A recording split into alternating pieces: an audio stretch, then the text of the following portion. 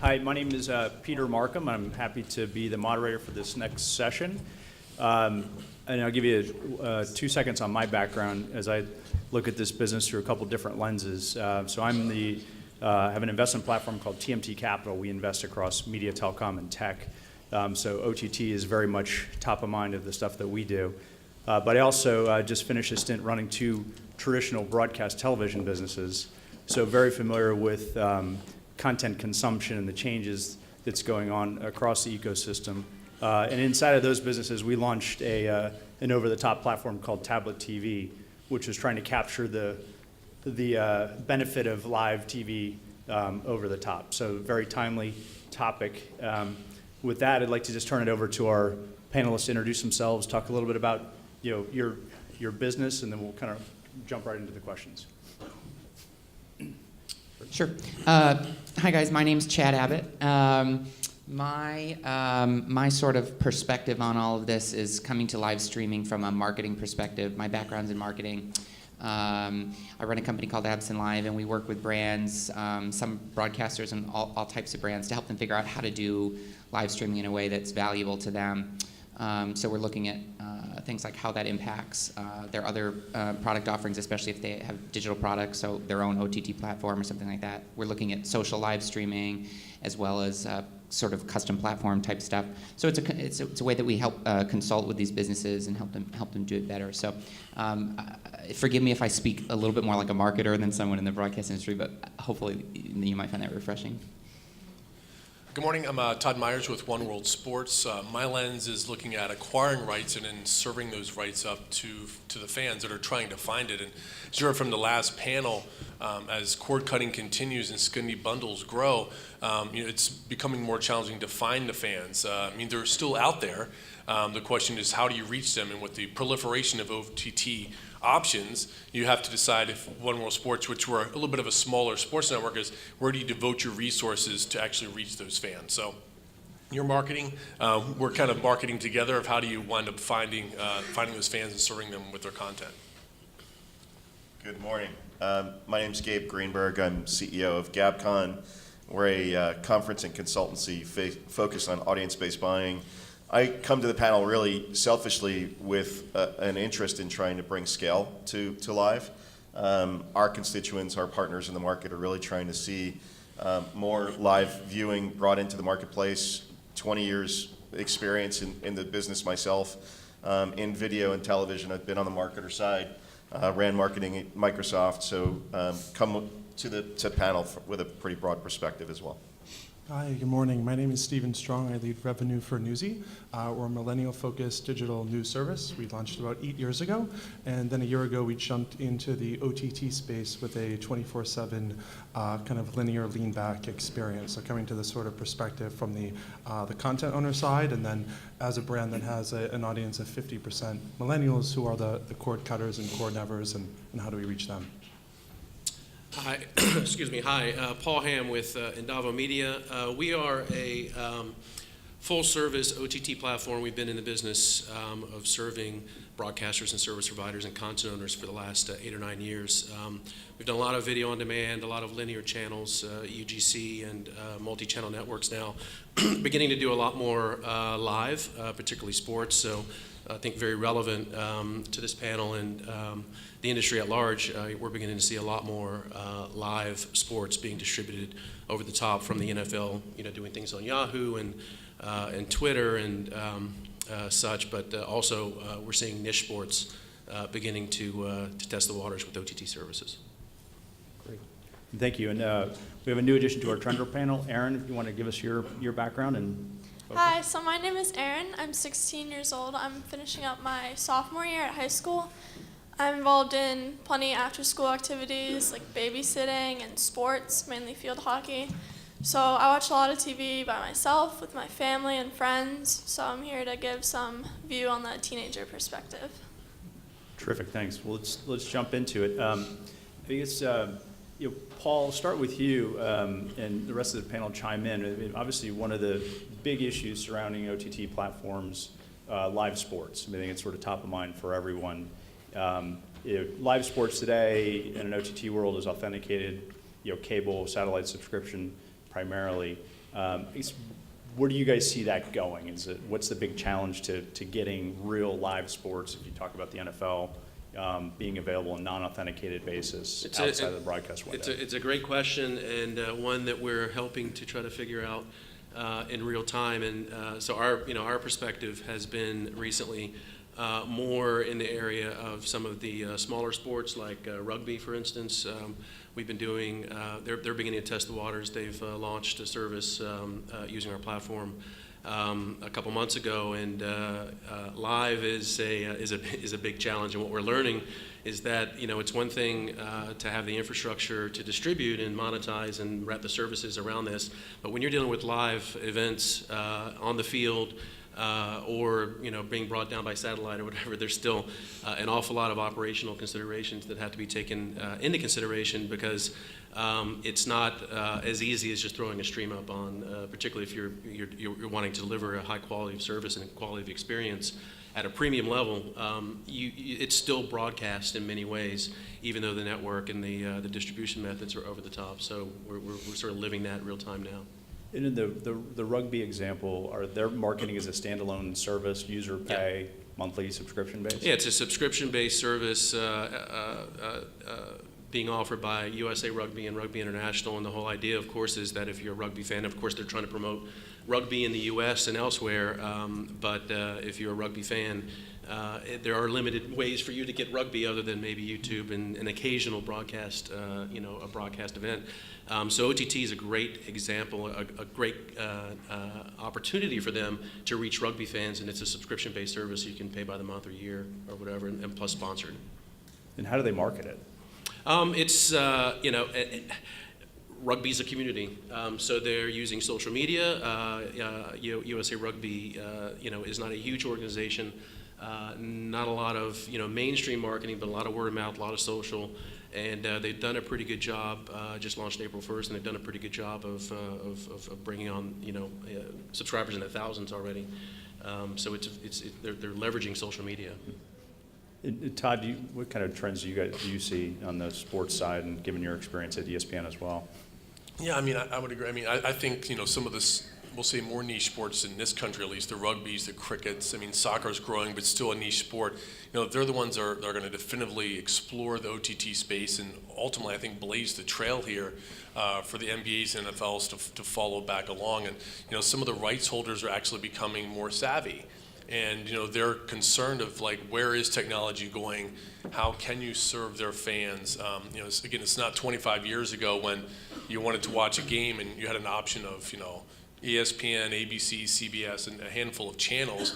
Now it's, are you just going direct consumer on the rugby platform? Are you on Fubo TV? Where can I find the content? And rights holders are starting to really challenge you on how you're going to distribute it. And they're no longer just happy of, hey, you're putting it up on your cable network. That's fantastic.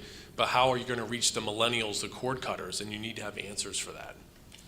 Isn't the reality with regards to scale today, those sports like rugby and some of the other sports you mentioned having to pave the way because of the bandwidth issues? The fact is, if we were to try and stream the Super Bowl today, we would crash the internet, right? Yeah, well, certainly, absolutely. We should try to do that, though. We're going to see can we actually do crash the internet. But you're exactly right. If you had a super marquee game, the internet I don't think could handle it. And I think the other piece here is that again, on a little bit of a limb, but the rugbies and the crickets of the world, big time massive broadcasters like ESPN and Fox, they spent a ton of their budgets on the NFL and on NBA and Major League Baseball, etc. So they're not able to really pay USA Rugby what they're probably worth. So they need to figure out how to fund everything they're doing. And one way is going to their own community and saying, hey, we're going to offer you all this content, but you got to pay to watch it. And to your point of, they want it to be high quality. It's one thing to watch, a cat batting a ball on YouTube and it's grainy, terrible quality. But the second you make someone pay for the content, they expect it to look just like it did if it was coming through their quote-unquote cable box. Yeah, So plus it's the additional experience. So if you're a rugby fan and you subscribe to this, not only are you getting the live streams, but you're getting the archives and the VOD version, and you're being able to pick your favorite teams and get notified when their game's coming up. I mean, it's a much more engaging experience that a rugby fan, if you are a rugby fan, would pay for. well, it's the prior panelists when they talked about it being a membership Right. versus being just a It's a subscription. community. I'm not just subscribing to Netflix, which is fantastic. I'm a member. I'm with subscribing UFC to the Rugby. community, absolutely. Correct. Absolutely. Chad, how much of live social streaming is fans at sporting events versus other Yeah. stuff? Well, so I have a couple thoughts. So first of all, there's two things that we're talking about here. One is sort of like crowdsourced live streaming, right? So that's basically like organic marketing. So you're seeing people use live streaming to benefit the content that you're creating, especially when your events have a live component, so a sporting event or an awards show or something of that sort. So that's sort of a separate issue. Marketing will have some control over how effective that is based on how they engage those people, et cetera. But probably the more relevant thing to discuss is how, from a brand perspective or a broadcaster perspective, you're using social live streaming. And I think the answer to that is sort of, this is what we do, is we look at this question all day long because it's different for everybody, but we address things like that quality issue. So somewhere on the spectrum, lower on the quality scale, but depending how far up, is social live streaming. So we're able to get away with lower quality content than you do with full broadcast trucks and things like that. But depending what your goals are, you may still need to make a significant investment in that production or in the marketing for that. So the type of thing that we're doing is we're looking at ways that these social live stream platforms, of which there are many and that number is growing every day, can impact what you're doing off social. So how are these driving engagement in your OTT platform? How are these driving new viewership, or how are these assisting people who are already maybe watching in one spot, watching another spot that adds a social component. So just really quickly, I mean, we're talking about things like secondary angles, backstage access, interviews that happen during commercial breaks, things like that pull people to engage with you in an even more serious way, even though they're already watching in a linear format. That's what helps bring new people into the audience, and that's what helps the people who are watching actually be engaged with what you're doing and maybe watch for a longer period of time or that sort of thing. So those are the types of questions. When you say social live streaming, you're talking about Periscope, Meerkat, Yeah, so Facebook Live, that Facebook type Live. of stuff, So right?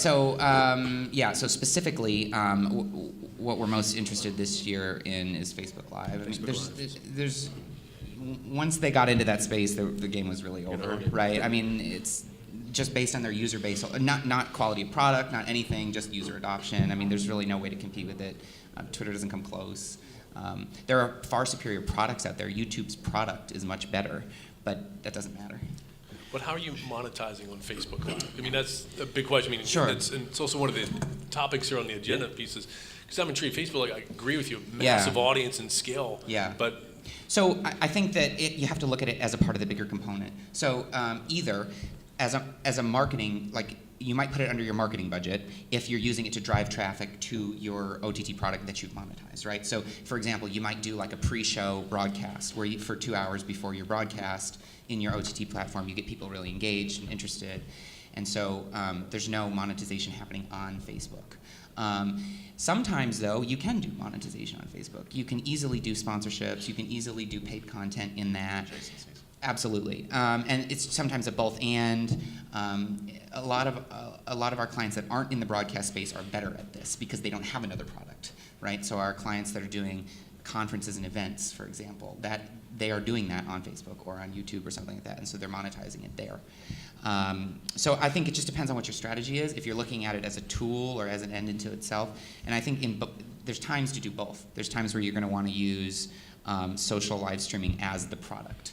You have to do that because if you always use it as a tease, people will catch on to that and they just won't care. It's something you have to give them real content there. That's, in marketing terms, that's content marketing, and that's the kind of thing that you have to look at it as. It's interesting. To your point, we've been really aggressive this year on Facebook Live, and Yeah. while we're on the sort of campaign trail producing this high-quality content for our linear feed, how do we leverage our staff in the field when they're at an event, Absolutely. put a camera up with minimal Right. sort of commentary and just sort Right. of drive our social audience to this sort of complementary experience? And it isn't a revenue play, but it's a great brand builder. Yeah, and I think the key this year is, so everybody can do that now. So the key this year is how do you do it better? So last year, the key was just, are you doing it? That's not the case anymore. Now you have to do it well, meaning you have to look at the production value, right? This is what I was talking about. Like, it's not okay necessarily anymore as a big brand to just use your iPhone to do Facebook Live. You have to be willing to invest in a company that will, or an internal team that will help you do the production well, and also look at things like bandwidth and things. Like, people just are unwilling to forgive streaming failures in most cases. When they're dealing with big brands. It's different when they're watching their cousin, but when they're dealing with big brands, they don't want that, even if it's free. So I would say I would go beyond, what we said earlier, which was that premium content has to be good. Even free content has to be good if you're a big brand. From a marketing perspective and just from a attention span perspective, you'll lose them easily. But even coming full circle back to the premium sports and the sports community and building all of that and engaging, the whole idea of letting fans actually contribute content. Fans want to see other fans, right? They are Absolutely. a community. So giving them the platform, allowing them to use the platform is an excellent marketing tool to help build that community, and using live streaming as well as on-demand video is a great way to allow them to contribute to the entire community as well. And that's it just the key. builds. That's right. That's the key. I mean, that's what we're encouraging our clients to do, is just look at this holistically. How does this piece fit with all the other pieces? And that's the fan experience or the viewer experience. This is just one small part of it. And when you talk about rights, I mean, let's not fool ourselves. Facebook and Google and others are having rights discussions. And I would argue that Facebook Live is just a dress rehearsal for them streaming big live sporting events and allowing fans to really interact and engage with the community. Look what happened at the big boxing match last year. Sorry, it was huge. Let me turn to our Thunder panel for a minute here and ask your all's experience in live content, and give me an example of what do you actually watch live, if anything, and how do you consume it? Like I said before, sports is a huge thing for me. And to touch on what all you said, quality is definitely the biggest thing. And especially, Chad, you were talking about if it's a bigger company doing it, then you'd absolutely need it to be top-notch quality. And let's be honest, there's a lot of places to get free streams of things online. But to make me actually want to consider paying for them, the quality has to be top-notch. Because very often it gets glitchy, it freezes for a second, you miss big plays, things like that. So what do you consume live? NHL, I go with all those games as much as possible, usually through YouTube streams. NBA finals are going on. Football games, anything like that. Sure. One of my favorite shows is The Flash on CW11, and I use social apps like Television Time, and I use Viggle in order to sort of communicate. I'm always sort of multitasking while watching television, but reality-based shows like stuff on Bravo, like Top Chef, I want to know who the winner is at that moment in time. I don't want to actually see it 2 or 3 hours later when I'm looking at my social media feed and it's already sort of released who the winner is or people are commenting about it. For me, my question to the panel, if I can, is this social streaming that you're talking about. I'm a little, for someone who sort of toggles between the two, I wonder if is it a sole resource that you want individuals to go to, or is it an add-on? Is it something like, for example, what I'm doing with my social TV apps? Is it something that I can sort of multitask and sort of toggle between the two? I think we're viewing it sort of as an add-on. I mean, it isn't sort of standalone, and our focus really is on OTT. So how do we sort of bring people in through these social channels so they can reshare, sort of interact, and then kind of pull them back into our bigger platforms? I think these social live stream platforms will try over time to add OTT-like features. They're already working on this. So maybe eventually it's a destination unto itself. To the monetization point, maybe Facebook will make that easier.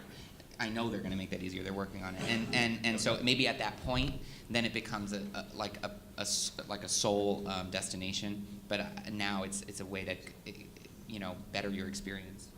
It's back to that earlier point. It's a dress rehearsal. Yeah. It's an add-on today, but they plan for it to be a destination.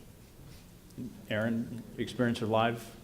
So live shows that I would watch would be sports, so NHL, and any show, like Savio said, that I would want to know what's going on right when it happens would be American Idol is one of my favorite shows, so that's on Fox. Yeah, and so and then the news is also always on at night. My dad likes to watch that, so that's on television. That's also Fox 2 is usually what we go to.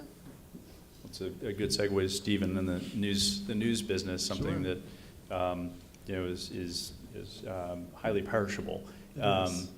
I guess how do you guys approach it in an OTT context? Given you guys, I think you started off as more web-based. Yeah. Talk a little bit about that. Yeah, so basically the crux of our content offering is we do about 1,500 short form clips per month. So all the content we're producing is about 3 to 4 minutes or less. So what we're doing for the linear experience is basically creating a news wheel. So it's a 60-minute wheel with blocks, and throughout the day we're sort of refreshing that. So we're not looking to compete with folks like CNN or all the folks who are doing live news, but sort of this lean back experience where you can come in the morning or evening, people spend about 25 minutes with the service, kind of get caught up for the day, and then move on to something else. And you're all competing in the millennial space. Yeah. Millennial space, which is it's a challenge given the sort of lack of perceived interest in traditionally in news for that Yeah. demographic, and then competing against real millennial focused services like a Vice or a BuzzFeed. Sure. I guess talk a little bit about how do you approach that market? What are the big challenges? Maybe how you guys Yeah. are trying to get over them. I mean, there are a number of challenges. I think brand awareness is a big thing that we're sort of spending a lot of money to overcome. All of our sort of talent and journalists are millennials, so everything is through that millennial lens. And I think the other challenge is millennials as a whole, like lots of other groups, don't want to watch ads. So how do we overcome that traditional 30-second ad experience? So dabbling now in the native content space where we can work with brands and agencies and sort of kind of tell a story instead of an ad that sort of still feels authentic. And maybe this is a throw-out question for a lot of the panel, but Gabe, in terms of standards and viewability, et cetera, how does that dovetail into ultimately making money at these businesses? I mean, these all sound great. We're offering all these great services and content over the top. A lot of people watch and consume, but how is this a business? Sure. I mean, one of the challenges the industry faces today is technical standards that scale so that both platforms and providers can work together to provide scale to the market. There are a number of groups working on those standards. I don't think viewability comes into play here as much. I mean, we're talking about OTT platforms. TV doesn't have a viewability problem, right? There isn't ad fraud and bots in a TV screen, thankfully. So, we're fortunate in the TV world to not have to deal with ad fraud and viewability issues. But we are absolutely tackling the standards as an industry, and those are being solved as we speak. I think one of the sort of challenges to build off that is not viewability, but reporting in the OTT space. That's an issue. As it sort of straddles television, using Nielsen metrics, how are you bringing in reporting to kind of take the dollars away from TV and provide that baseline of reporting? Are there people making progress on that? In there's a you mean- ComScore or RentTrack? I think there's a number of companies. I think there are challenges in sort of what's the common standards. We work with different demand partners. They want to work with sort of different reporting companies, which is challenging. Yeah. Coming up with that measurement standard is key, and the measurement companies don't need to name who they are all working on solutions. Hulu and Crackle have paved the way with helping provide access to their panels, for lack of a better word, so that these measurement companies can start to measure the OTT audience at scale. Or at relative scale with Crackle and Hulu. I should be careful to say at scale, because it's not scale in the true sense of TV, but we're getting there. And there is still a lot of work to be done because there are different companies looking at it and taking different approaches. And I think the industry needs to come together and align on a direction with regards to the standard for measurement. Because without it, we have the issues you're mentioning, which is, we don't have the gold standard, right? Mm-hmm. And so if one media company or vendor wants to measure one way and another wants to measure the other, they're not apples to apples comparisons, and that opens up all kinds of issues. Yeah, I mean, there's money left on the table, and we're not sort of optimizing and taking advantage of the supply we're building. That's right. So maybe I'll turn to the trenders on the issue of paying for content. I guess what the trade-offs of having a heavy ad load of the content you watch and having it available for free, or paying a subscription, or paying some premium to have the ads stripped out and be able to watch on demand anytime. I mean, where would you come out on the stuff that you watch the most? Well, I don't really, with the stuff I watch the most being usually sports broadcasts and such, I don't mind the ads as much. I mean, they're going to be put in regardless. But that being said, again, the quality has to be very high on it. And if the ads ever became something where it interrupted the actual flow of the game, things of that nature, then I'd be very much willing to pay to make sure that isn't the result. But again, as long as the quality's high and the ads aren't actually messing with the game itself, I'd be totally fine with having them. I'm more comfortable with the subscription model. I feel like for myself, I get my money's worth just depending upon sort of my schedule and how I sort of consume the media. For me, what I think is very interesting about OTT is the fact that versus traditional media is that with traditional media, you have a singular lens. They show you exactly what content they want to show you, whereas with OTT, I think there's room for improvement and growth because you can actually look at analytics and look at trends and actually funnel that information and sort of give people more relevant information versus that's why I toggle so much is because I find that I often get bored with traditional and I go with streaming because it offers me more of a layered sort of viewpoint. So I don't pay for the cable subscription that we have since I live with my parents. But we do use the DVR a lot when we want to watch like sports shows and stuff and won't be in the house. So we do use that and can fast forward through the ads and commercials. But when we are home and we can watch it right then and there live, I mean, the biggest frustration is just the length of all the ads. Like if it was shorter, it wouldn't be as bad. But if we want to watch it right then and there, we'll sit through the whole thing. It's not too bad, but I'm not doing the paying, so I don't really have insight on that.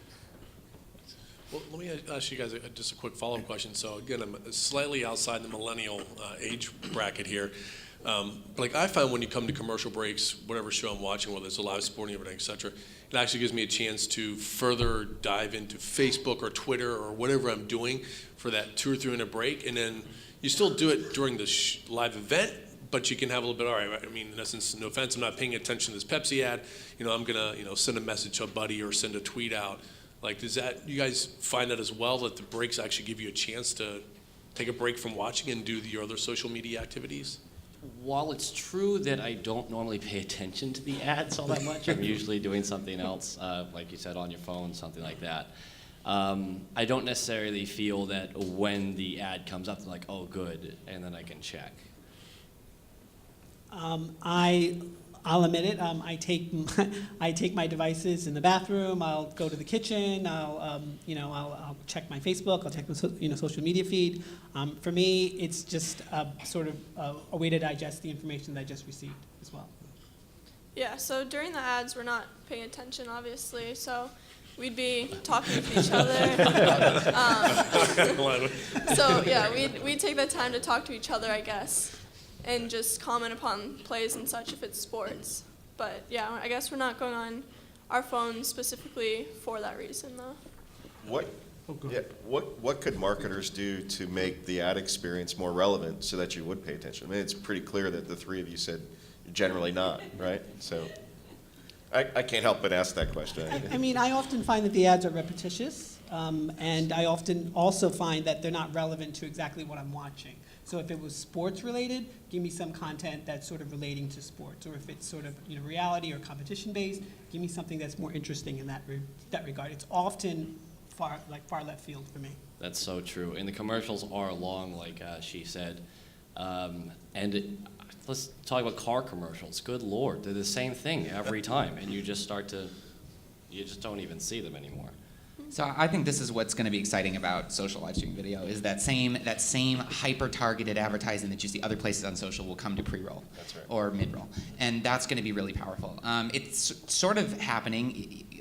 When you watch videos on YouTube, I'm sure you notice how much better targeted the ads are to your interests and to the other videos you watch. Sort of YouTube's really good at that. By the way, YouTube also now has the choice, right? Ads or no ads. So that's where social live streaming will go. But that'll be really interesting to see. Obviously, no one has more ad targeting data in the world than Facebook. So when they decide to do pre-roll, I think that problem will mostly go away, and that's another reason why they'll kind of corner that market immediately. It's interesting sort of being in the millennial space and targeting, and I think obviously the assumption is people aren't paying attention to ads.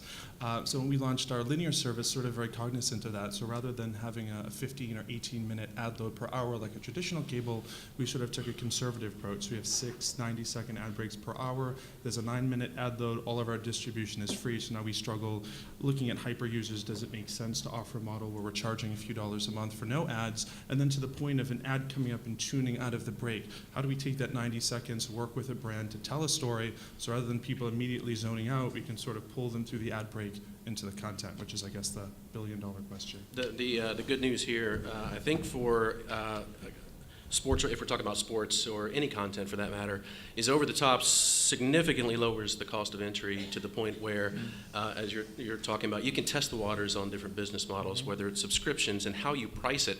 If you're not Netflix and some of the biggies, you don't know yet what people, you may not know what people are willing to pay, but you can test the waters. The platforms and the technologies are so flexible now that you can make changes and adapt to your audience as you build your audience and scale up. So I think that's really, really good news for OTT, is that it doesn't have to be written in stone from the onset. It can be tested and modified.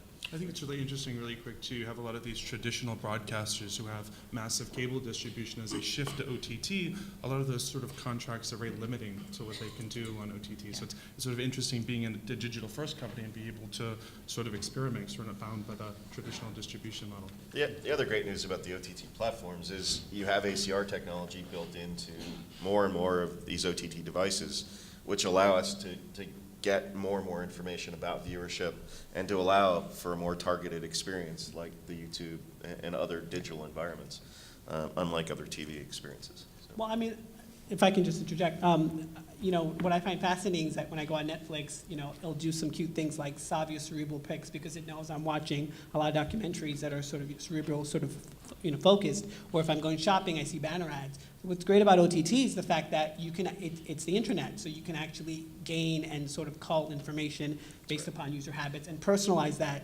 ad experience for me. That's right. Yep. One last question from me for the panel, and then we'll open it up for Q&A from the audience. Obviously, a lot of players in the OTT space, live and on demand, big and small. Todd, do you see M&A combinations and taking place? Like, what would be a huge deal in the OTT live space? I'm sorry, so just Like consolidation. Yeah, well, I mean, I think we're probably ultimately going to see this across the board, and I was intrigued to see that Sling is now joined on to Apple TV. So again, pseudo consolidation, right? I mean, Apple TV was going to offer a standalone service, and it appears that they backed away from that and said, hey, let's just go with what Dish has already made. Again, I think realistically, like, all these OTT services aren't going to stand the test of time. Either they're going to merge together, two small players get together to become a little bit bigger, or some are just going to disappear because, so at the end of the day, they have to pay licensing fees to networks, et cetera, and the margins are going to be tight, whether you're a skinny bundle or something else. I just don't think they're all going to last. And with Hulu entering the fray, I mean, that's going to be a pretty powerful offering because because they have ESPN, Disney channels, CBS I think is going to join. I mean, they're going to have an incredible offering out of the gate that some of the other guys just aren't going to, they're necessarily going to find the margins to continue on. Well, it's interesting. There were some rumors last week that sort of Apple was sort of looking at acquiring Netflix, and obviously something like that would just be quite a game changer.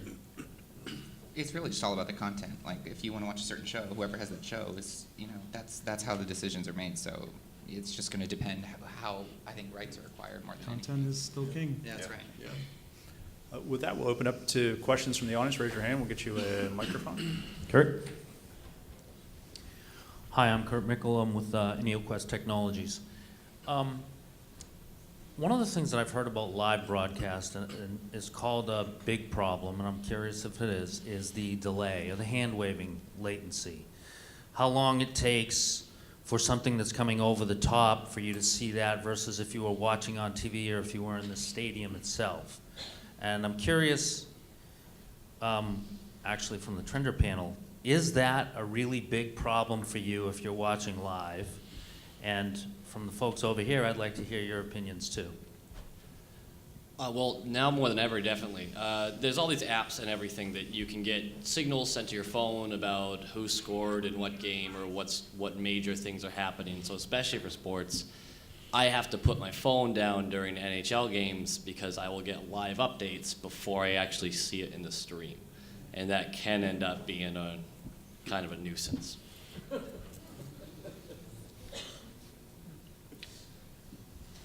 I have more of a comment than a question. Earlier on the panel, it was stated that the Super Bowl would break the internet. Last year, NBC streamed it, and 3 million people watched. The year before, my company did it, and 1.7 million people watched. 40% of the U.S. population, or U.S. connected population, watches Netflix on a regular basis. So we can't break the internet. One of the big challenges that we're going to face is with 4K content because of the orders of magnitude that it forces us to deliver content at. So I didn't want the audience to think streaming the Super Bowl will break the internet. That's not true. In fact, I would argue that this coming year, you'll probably see more than 5 million people watch the stream. So it's still a challenge, but we haven't broken the internet. The Super Bowl will not break the internet. If 100 million people streamed the show, the internet would absolutely crash, without question. We're not there yet. And that's it. We can't be. It's not a black or white thing. It's not absolute. We're not going to see a sea change from year to year. It's going to happen over time. The technology will adapt. We're not going to break the internet.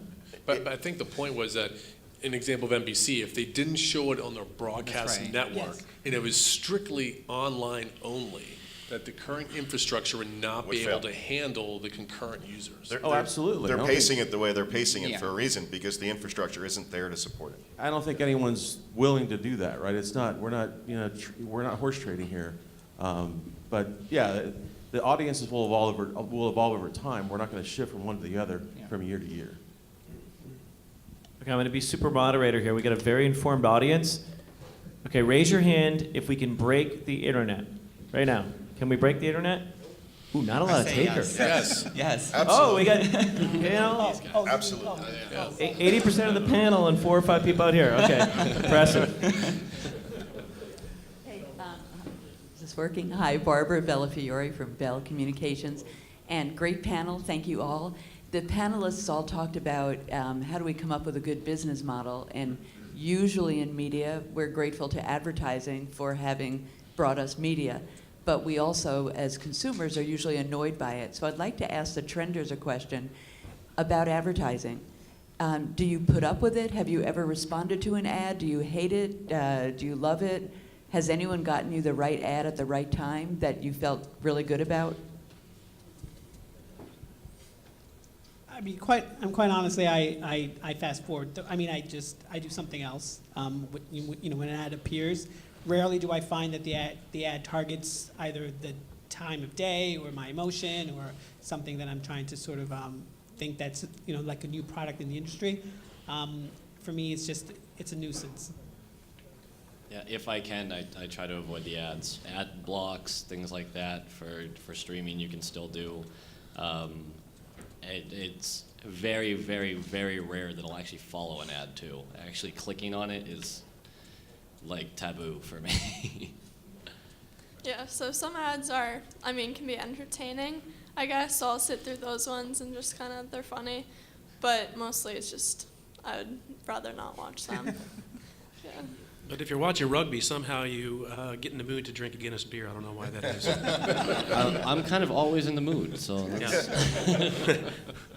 I think the thing to watch is, so Twitter actually just launched in a limited fashion pre-roll on certain video content on Twitter with select broadcast partners. So I think to watch that and then see how Facebook responds and see how those get better over time, that will be the future of how ads or video ads are targeted. And that will come to live very shortly after it appears on the social video content. Mm-hmm. Yeah. We're not giving advertisers a good value for their money. Yeah, And that's the business I think targeting fixes that. They don't have to hate them if they get the right ones. Do you know anyone who's ever seen an ad? Well, I think on social that happens a lot, like YouTube and in my experience on Twitter beta testing. So I don't think it happens on other platforms. Like I don't think Hulu does it well. I don't think these other platforms are getting that right because they don't have the data. No one has the data except the big social companies and Google. So it's there. It's without the data, I don't know how you do it. Okay, we want to get time for a couple more quick questions here. Yeah, so I have a question for the trenders around quality. So you guys said that, when it buffers and stuff like that, I can understand how that could be an issue.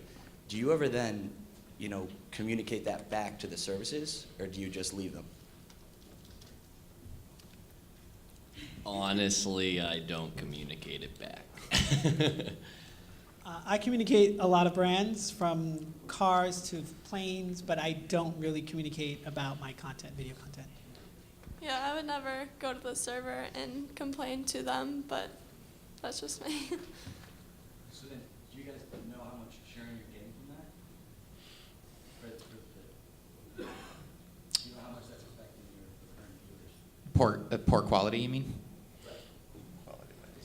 I mean, we don't have a strong sense. Some of our viewers are very fiery, so we actually have a very strong sort of feedback stream. If one of our stream goes down, someone doesn't like a story, so a lot of feedback. But the challenge is sort of how do you quantify that into an impact of audience, and we don't have the answer for that yet. It is tough. So we provide technical support and user support for some of our stuff, and it is amazing how seldom users will call in on an OTT service, but it happens. It certainly happens. More credit card problems and stuff like that than user experience problems, but that's a challenge for sure. I think the exception to that is social, where people are very ready and willing to complain about things. So when you're doing social video, I think there's plenty more feedback than you're looking for. We have time for one more question here.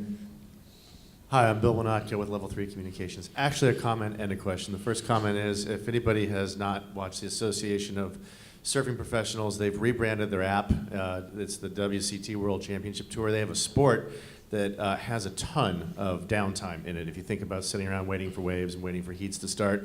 And they've started to really encourage their advertisers to put entertaining and artful branding ads in there. And it's definitely worth taking a look at. Somebody asked if there was an example of ads that are actually entertaining, and I think that's one, and it's key to their success and the growing audience they've got.